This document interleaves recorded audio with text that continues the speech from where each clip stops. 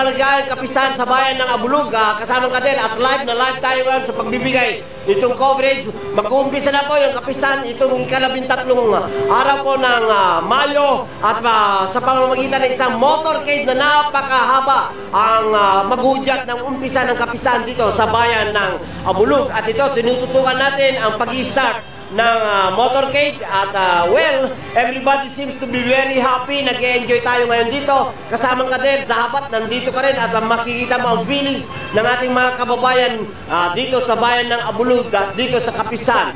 Mag-uumpisa, ulitin natin ngayon sa pamamagitan ng isang motorcade.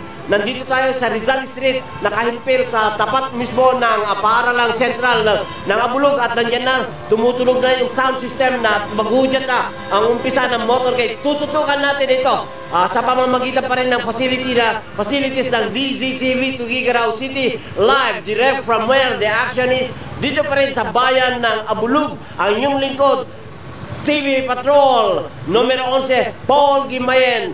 Balik sa iyo, kasamang Kader. Salamat.